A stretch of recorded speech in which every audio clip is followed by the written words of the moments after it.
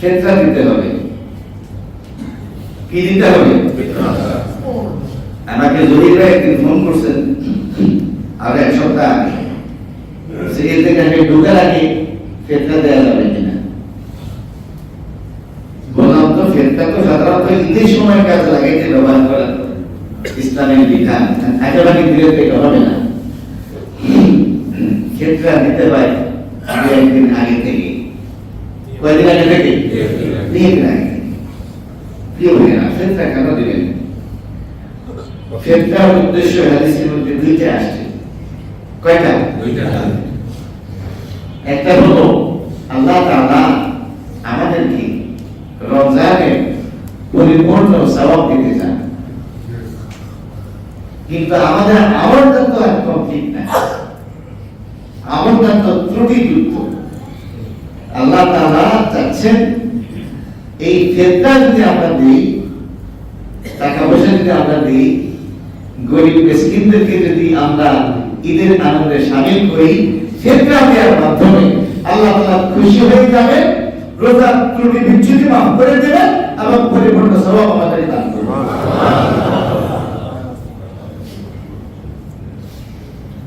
ফিতরা দিতে হয় পরিবারের সকল সদস্যের পক্ষ থেকে, নিজের বাবা মা, স্ত্রী এবং সন্তান সবার পক্ষ থেকে ফিতরা দেবেন। কথা বুঝে আসছে? সবার পক্ষ থেকে ফিতরা দেবেন। ফিতরা দিবেন কি দিয়া?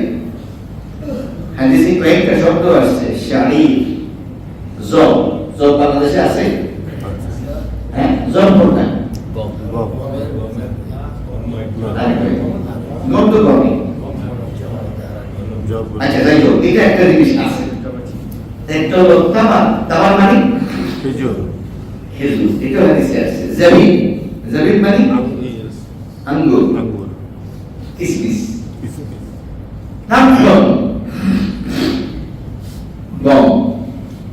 আর একটা হলো আপেল, পনির। কি? পনির। এই শব্দগুলো হাদিসের মধ্যে আসছে যে তোমরা এগুলো দিয়ে ফিতরা দিবে। এই সমস্ত কারণে ফিতরা কি দিয়ে দেওয়া হবে এটা নিয়ে উলামায়ে কেরামের মধ্যে আমরা ভিন্ন ভিন্ন বিষয় দৃষ্টিভঙ্গি আমরা লক্ষ্য করি। এই বিষয়ে সবাই একমত, খাদ্যদ্রব্য দিয়ে যদি ফিতরা দেওয়া হয় তাহলে একসা দিতে হবে। কয়সা? কেবলমাত্র গম দিয়ে, আটা দিয়ে কেউ যদি দেয় তাহলে অর্ধসা দিলেও চলবে। কিসমিস দিলে একসা, পনির দিলে একসা। কথা বুঝে আসছে?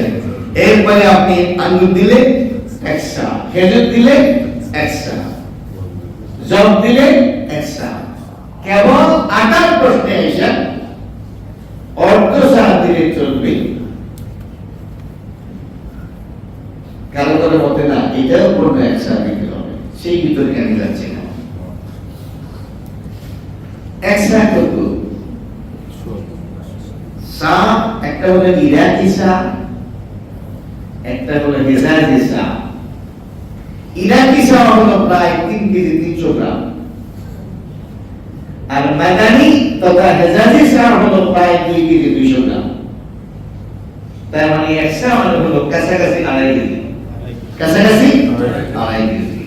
একজন ব্যক্তির জন্য একসা খাদ্যদ্রব্য আমরা যদি ফিতরা দেই তাহলে সেটা আদায় হয়ে যাবে। এখন আসেন, খাদ্যদ্রব্যের পরিবর্তে কেউ যদি নগদ অর্থে, নগদ টাকা ফিতরা দেয়, আদায় হবে কিনা এটা নিয়ে তুমুল বিতর্ক নেট দুনিয়াতে আমরা লক্ষ্য করি। এই ব্যাপারেও আমরা 3টা মত দেখি। কয়টা মত? 3টা মত। 3টা মতের একটা মত হলো নগদ অর্থে টাকা পয়সা দিয়ে ফিতরা দিলে ফিতরা আদায় হবে না। কথাটা মালিকি মাযহাব, শাফিঈ মাযহাব এবং হাম্বলি মাযহাবের মত, যে খাদ্যদ্রব্য দিয়েই ফিতরা দিতে হবে, হয় আটা, না হলে চাল, না হলে খেজুর, না হলে কিশমিশ, না হলে এগুলো যেগুলোর কথা বললাম। তাদের দলিল কি? দলিল হলো আল্লাহ নবী সাল্লাল্লাহু আলাইহি ওয়াসাল্লাম নিজে খাদ্যদ্রব্য দিয়ে ফিতরা দিয়েছেন, এক নম্বর দলিল। দুই নম্বর দলিল, সাহাবায়ে কেরাম আজমাইন সবাই খাদ্যদ্রব্য দিয়ে ফিতরা দিয়েছেন। তিন নম্বর, হাদিসে খাদ্যদ্রব্যের কথাই আসছে। এই হলো ওনাদের বক্তব্য। পক্ষান্তরে আরো একদল ওলামাদের মতে নগদ অর্থে ফিতরা দেয়া জায়েজ। জায়েজ ওনাদের মতে শুধু জায়েজ না, বরং খাদ্যদ্রব্যের পরিবর্তে নগদ অর্থে ফিতরা দেয়া এটা উত্তম। এটা কি উত্তম? যাদেরকে দেয়া হবে যদি তাদের প্রয়োজনটা এক্ষেত্রে বেশি থাকে।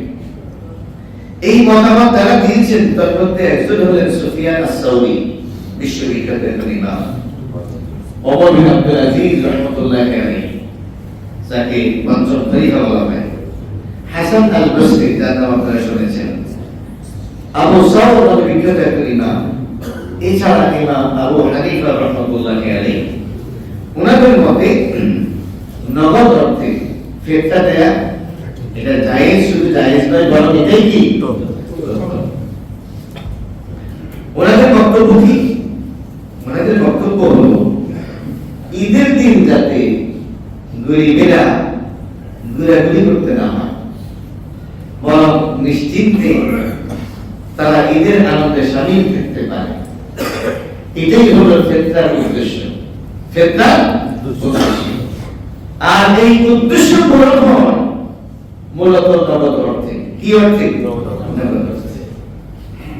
সহিহ ফিকহুস সুন্নাহ লেখক আল্লামা সাইয়্যিদ সালেহ এবং ইমাম ইবনে তাইমিয়া রাহমাতুল্লাহি আলাইহি ওনাদের মতামত লক্ষ্য করলাম।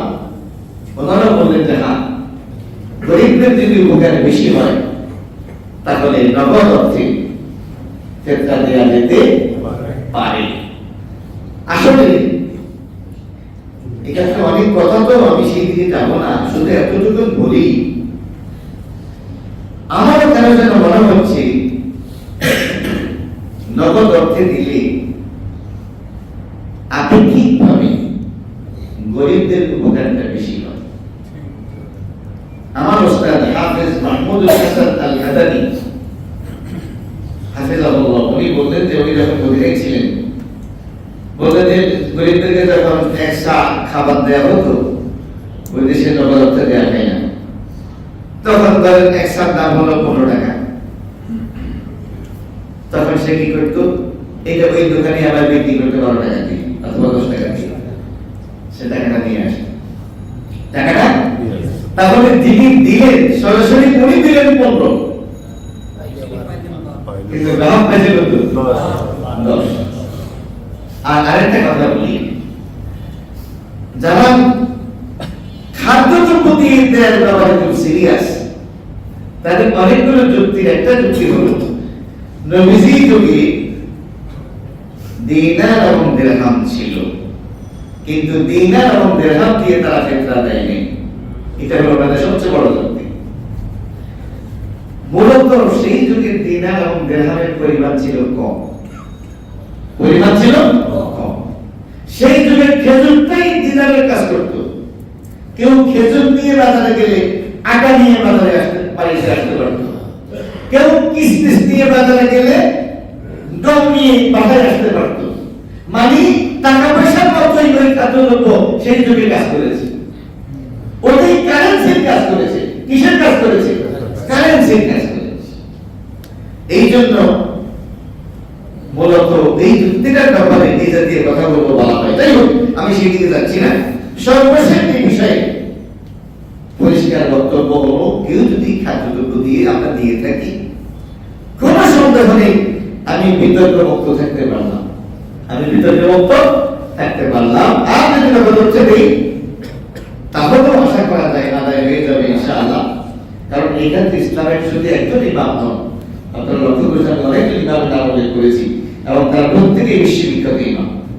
আল্লাহ তাআলা আমাদেরকে এই সত্য উপলব্ধি করার তৌফিক নসিব করুন।